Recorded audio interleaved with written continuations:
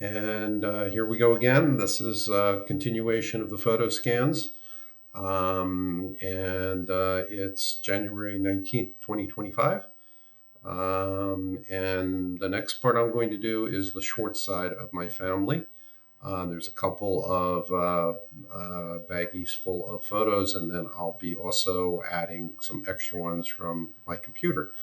Let's see. My father was Max Schwartz, born February 15th, 1915 in Philadelphia. His father was Hyman Schwartz, and his mother was Rose Goldberg Schwartz. And he had a brother, Aaron Schwartz, or Otzi, as they called him. I don't know why they called him Otzi. And he was married to Sylvia Schwartz, I think. Hackenberg, maybe? I'm not quite sure what her maiden name was. They had children. The oldest was Arlene. And Arlene probably anyway, Arlene tragically died of a brain aneurysm in her early to mid 20s in New York City, if I remember correctly, in 1976. And and then Joel was the next one, a few years younger than Arlene, and then Bruce. So three kids. Um, Little side note: Joel and I did not get along very well. He ended up at H. Schwartz and Sons. I guess I've talked about this before. Um, anyway, so let's see. So my grandmother's. So that was Rose. As I said, her family was the Goldbergs. There's some photographs of the Goldbergs. They play into the story in that I think when my grandfather first came over, he ended up working, becoming a partner in a business that was owned by Rose's family, and there's some stories on the video of my father, the oral history. So anyway, that would be my grandfather Hyman and his wife Rose, um, and then a sister. My father had a sister, my aunt Ruthie, and she married Leon Hoffman, and they moved to California quite a while ago. We'll talk about them a little later. So we're going to start here with some pictures of my parents, Max and Judy. So there's photos called Before the Stroke. So in 1976, on her 50th birthday, my mother had a massive stroke, and it left her fairly paralyzed on one side. She could kind of limp and walk, and uh, after a while she needed a cane, and then after a while she needed a wheelchair. More importantly, as bad as that was, it left her aphasic, not able to speak very well.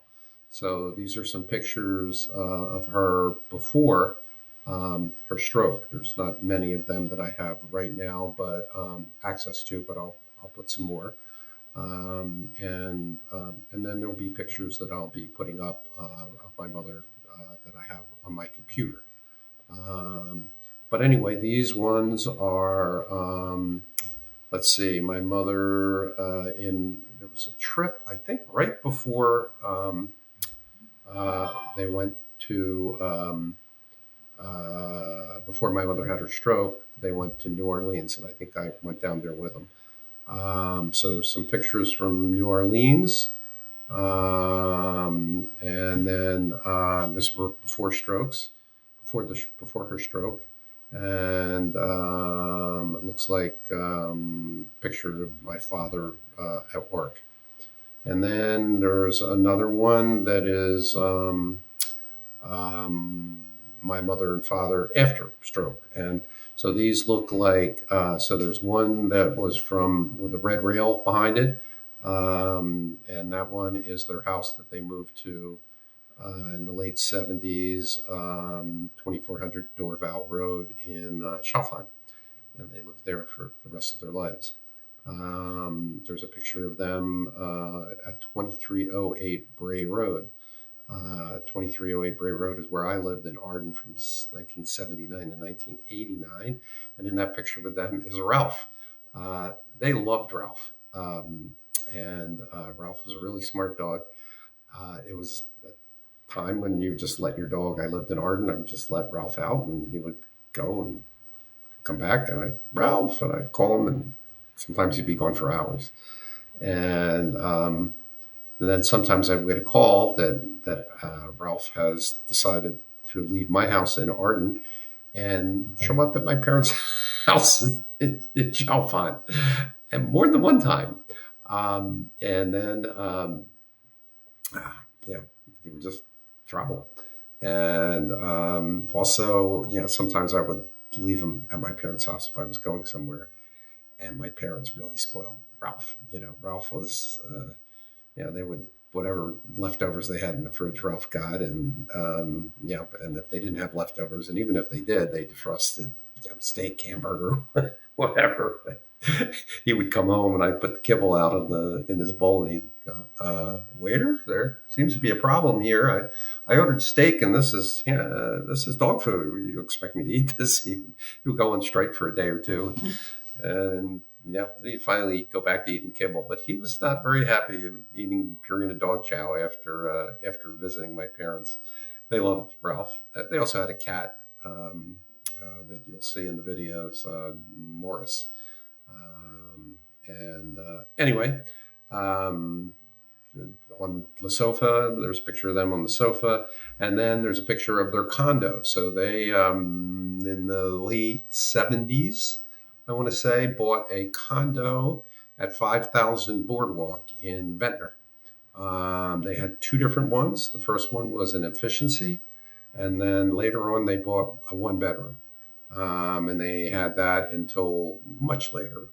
I would say my father passed away in 2000, so we probably got rid of that in 96, 97, something like that. We weren't driving down to Atlantic City anymore, but probably most of the 80s until the early 90s, they would go down to Atlantic City all the time, to 5000 Boardwalk. The next set of photos that were scanned, Max's 70th birthday. The first one you can see there is Ross and Barbara are in that picture, my sister Barbara, and her son Ross. And then the next set of photos is Aaron and Max's brother Aaron and Sylvia. And then another one is with Aunt Ruthie. My sister came in for that party. And so those are those photos.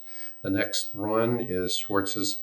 The first picture on the top left is Aunt Sylvia, married to Aaron, and my Aunt Margaret. That is, Margaret was the one that remarried my grandfather, Al Ploner, after his wife, Rose, died. Tragically. And then it looks like there's a picture at a table. Looks like Bill and Anita, so that would be Ruth Hoffman's children. So Ruth Hoffman, Ruth Schwartz, my aunt, had two children, Anita and Bev. Anita was older, Bev was younger. Look, this is a picture. It looks like maybe at Anita's house with her husband Bill, and it looks like Joel, Stan, Ross, family is there. And then it looks like there's a picture of the condo, my parents' condo again, and then a picture of my mother and father, probably in the definitely in the 80s, because I was with Andrea then. And then I'm going to switch to another folder.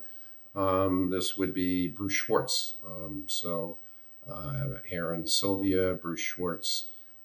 Him and I were very good friends, and we were, he was a year older than me.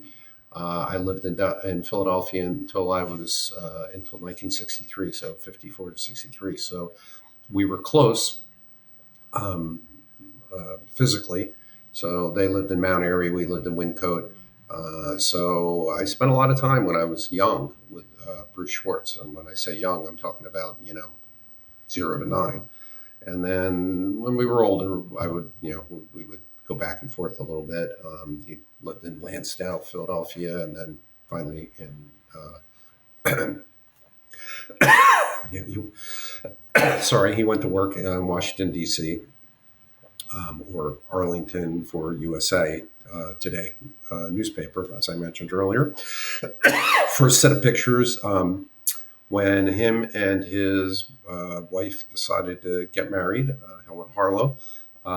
They were in Washington and they eloped, and the only people that were there were Andrea and I, and Bruce and Helen. So I took a bunch of pictures, which I want to do, and so there's pictures from that, and then let's see, there's. There's some pictures. It looks like there's one picture from Milton Street. So that is Bruce and Joel and Aaron Sylvia lived in Philadelphia and Mount Airy on Milton Street. And then there's a picture from Joel's wedding. A bunch of people at Joel's wedding. Bruce is there. So that is it. I'm going to do some more pictures of maybe of my parents. My mother, I'll go more of her on the ploner, which will be soon. But anyway, I think that is about all that I am going to do for the Schwartzes.